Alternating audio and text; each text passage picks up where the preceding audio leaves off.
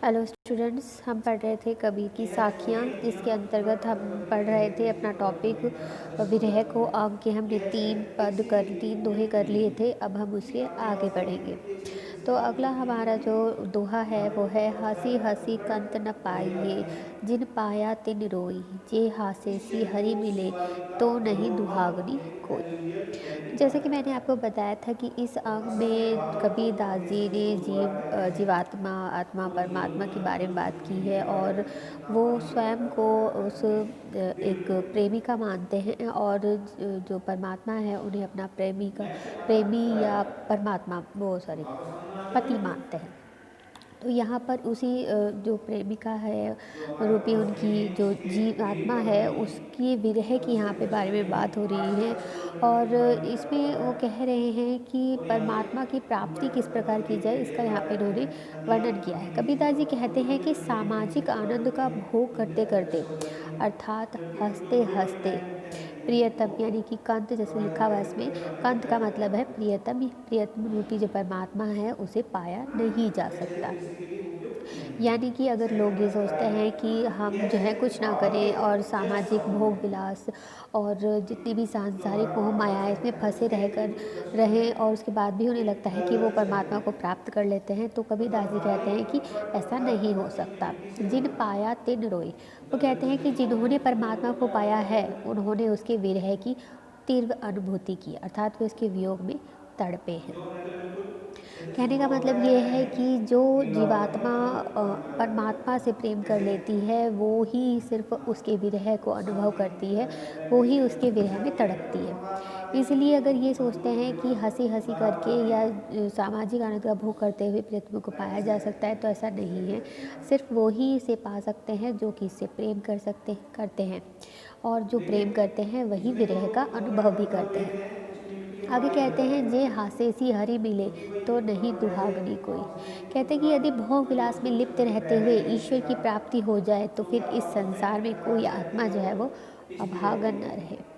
तो कह रहे हैं कि अगर ऐसा हो सकता है कि अगर जैसा कि समझते हैं सब कि जो हंसते हंसते और सांसारिक भोग मोह माया में लिप्त रहते हुए अगर ईश्वर को प्राप्त किया जा सके, तो उसके बाद तो फिर कोई भी आत्मा जो है वो अभागन नहीं रहेगी। अभागन क्यों? वही आत्मा अभागन मानी जाती है जो परमात्मा से जिसकी प्राप्ति नहीं हो पाती है। तो जब सभी को परमात्मा की प्राप्ति हो जाएगी, तो हर एक जीवात्मा जो है वो अभागन नहीं होगी, बल्कि भाग्यशाली हो जाएगी। तो इसीलिए यहाँ पर तो कबीरदास जी कह रहे हैं कि परमात्मा की प्राप्ति के लिए कठिन साधना ज़रूरी है। मोह माया, भोग विलास, मोह माया से दूर रहकर ही परमात्मा को प्राप्त किया जा सकता है। तो इस वाले छंद में क्या है कि परमात्मा की प्राप्ति हेतु उन्होंने कहा है, कठिन साधना पर महत्व पर प्रकाश डाला है कि वो बहुत ज़रूरी है। भाषा यहाँ पर प्रतीकात्मकता है, शैली यहाँ पर प्रतीकात्मकता है, भाषा हमारी सदुकड़ी है, और भावात्मक रहस्यवाद का यहाँ पर प्रयोग किया है। छंद है हमारा दोहा, और रस यहाँ पर है वियोग श्रृंगार। अगला देखते हैं, नैना आतरी आव तू, निस दिन निर्शो तो ही, कब हरि दर्शन देहुगे, सो दिन आवे मोही। अब यहाँ पर इन पंक्तियों में कबीरदास ने जीवात्मा का परमात्मा के प्रति अनन्य प्रेम प्रस्तुत किया है। उन्होंने दिखाया है यहाँ पर कि जीवात्मा को परमात्मा से कितना प्रेम है। वो अपने प्रेम की एक तरह से वर्णन कर रहे हैं कि कितना ऊंचा उनका प्रेम है। यहाँ पे कबीरदास जी कहते हैं कि हे परमात्मा, जैसे ही मेरे नेत्र जो हैं वो झपकते हैं, सर नैना आतरी आव तू, जैसे ही मेरे नैना जो हैं वो झपकते हैं, मेरी पलक जो है वो झपकती है, तुम जो हो यानी कि परमात्मा जो है तुरंत आकर मेरे नेत्रों में बैठ जाओ। नैना आतरी आव तू, कि नैना के अंदर आप आके बस जाओ। निस्दिन निर्शो तो ही, कि निर्शो मतलब देखूं, कि मैं सुबह शाम तक सभी टाइम हर वक्त जो है मैं आपको ही देखता रहूं। क्यों? क्योंकि जब आप मेरी आंखों में बस जाओगे तब मैं अपनी आंखों को बंद कर लूँगा, कि मैं अपनी आंखों को बंद कर लूँगा, और उसके बाद मैं तुम्हें दिन देखता रहूँगा, हर वक्त मैं देखता रहूँगा। कहते हैं कि कब हरि दर्शन देहुगे, सो दिन आवे मोही। तो ऐसा करने से ना तो मैं किसी अन्य को देख पाऊँगा और ना ही आपको मैं किसी और को देखने दूँगा।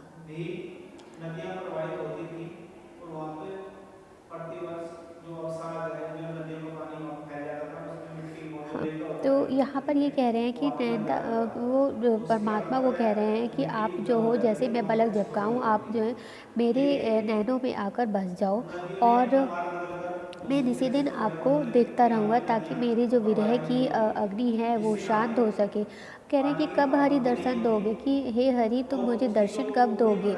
सो दिन आवे मोहि, मैं जो हूँ निरंतर आपकी जो है प्रतीक्षा कर रहा हूँ और मेरी प्रतीक्षा ये कब समाप्त होगी, कि जिस दिन आप मेरे नैनों में आकर बस जाओगे और मैं जो हूँ सिर्फ़ आपको ही देखता रहूँगा और आप जो है सिर्फ़ मुझे ही देखते रहोगे। तो ऐसा दिन कब आएगा और कब जो है आप मुझे दर्शन दोगे? तो यहाँ पर उन्होंने जो जीवात्मा है उसने अपने अनन्य प्रेम का यहाँ पर वर्णन किया है कि जो जीवात्मा है वो पूरी तरीके से जो परमात्मा के विरह में तड़प रही है कि आप जो हो मुझे जल्द से जल्द दर्शन दो और जैसे ही आप मुझे दर्शन दोगे मैं आपको अपने नैनों में बंद कर लूँगी ताकि कोई और उसे देख ना पाए और मैं ही आपके दर्शन निरंतर करता रहूँ। तो यहाँ पर भाषा वही है, हमारी सदुगड़ी भाषा है, शैली जो है वो भावात्मक है। अलंकार यहाँ पर जो कबीरदास ने इस्तेमाल किया है वो अनुप्रास छंद है, दोहा और रस है भक्ति विषयक रति। तो नेक्स्ट है हमारा कबीर देखत दिन गया निस भी देखत जाई, बिरहणी पीव पावे नहीं जियरा तल पे माई। तो इस जो कबीरदास हैं, इस जो दोहे में हरि दर्शन प्रतीक्षा का यहाँ पर वर्णन किया गया है। मतलब कि जीवात्मा जो है वो परमात्मा के जो दर्शन के लिए जो प्रतीक्षा कर रही है उसका यहाँ पर वर्णन किया गया है। क्या कहते हैं कबीरदास? कबीरदास जी कहते हैं कि कबीर की विरहणी आत्मा दूसरी आत्मा से कहती है कि हे सखी प्रिय दर्शन की आशा में प्रतीक्षा करते करते दिन समाप्त हो गया। ये देखत दिन गया, ये प्रतीक्षा करते हुए ये दिन जो है वो यूं ही चला गया और निस भी देखत जाए। निस मतलब यहाँ पर रात्रि से मतलब है कि रात्रि भी इसी प्रकार प्रतीक्षा में बीत जाएगी। कह रहे हैं कि कह रहे हैं विरहिणी पीव पावे नहीं, कि विरहिणी आत्मा को जब तक प्रिय परमात्मा की प्राप्ति नहीं होती। पीव यहाँ पर पिया यानी कि परमात्मा की बात हो रही है। कह रहे हैं कि परमात्मा जब तक जब परमात्मा की जब तक प्राप्ति नहीं हो पाएगी तब तक हे सखी मेरी आत्मा जो है वो यूं ही तड़पती ही रहेगी। जियरा तलपे माही, तलपे मतलब तड़पे, कि जो मेरी आत्मा है वो इसी प्रकार तड़पती रहेगी। तो यहाँ पर एक तरीके से ये जीवात्मा जो है अपने विरह का ही वर्णन कर रही है कि मैं तो परमात्मा की राह देखते देखते पूरा दिन समाप्त हो गया है, रात्रि भी ऐसी चली गई, लेकिन जब तक उनकी प्राप्ति नहीं हो जाएगी तब तक मेरी आत्मा यूं ही तड़पती रहेगी। तो यहाँ पर विरह वेदना का एकमात्र उपाय है प्रिय का मिलन, यानी कि प्रिय कौन है यहाँ पर? परमात्मा। परमात्मा का मिलन ही विरह वेदना का एकमात्र उपाय है।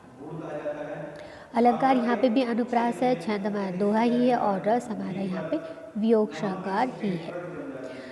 अगला देखते हैं कि विरहनी को मीच दे के आपा दिखलाई, आठ पहर का दांजड़ा मुँह पे सया न जाए।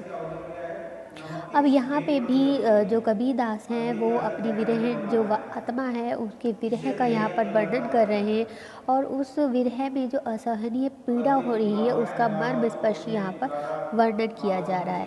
कबीरदास जी कहते हैं कि हे प्रियतम रूपी परमात्मा, या तो आप मुझ विरहणी को मृत्यु दे दो, कि विरहणी को मीच दे, कि या तो आप मुझे मृत्यु दे दो, के आपा दिखलाई, आपा मतलब अपने आप को दिखला दो, अन्यथा अपने स्वरूप के दर्शन करा दो, कि या तो मुझे मृत्यु दे दो या अपने दर्शन दे दो, कि आपके वियोग में या आठ पहर का दांजड़ा, दांजड़ा मतलब जलन या विरह का जो दुख है वो। तो कह रहे हैं कि आठों पहर का जो ये विरह है, ये जो जलना है ये मुझसे सहन नहीं होता, मुँह पे सहाया ना जाए।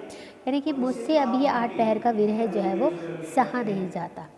तो वो अपने प्रियतम यानी परमात्मा को कह रहे हैं कि किसी भी तरह अब मुझे इस वियोग की अग्नि के ताप से छुटकारा दिला दो। यहाँ पर जो है विरहिणी आत्मा जो है अपने प्रियतम रूप परमात्मा से एक तरह से अनुनय विनय कर रही है कि या तो आप मुझे इस विरह अग्नि से मुक्ति का किसी भी प्रकार का उपाय दे दीजिए, या तो मुझे मृत्यु दे दीजिए, या फिर आप मुझे अपने दर्शन दे दीजिए, कि किसी भी प्रकार जो है जैसा भी आपको ठीक लगे, ये मुझे इस विरह अग्नि का जो ताप है इससे मुझे मुक्ति दे दीजिए, मुझसे अब ये बर्दाश्त नहीं होता।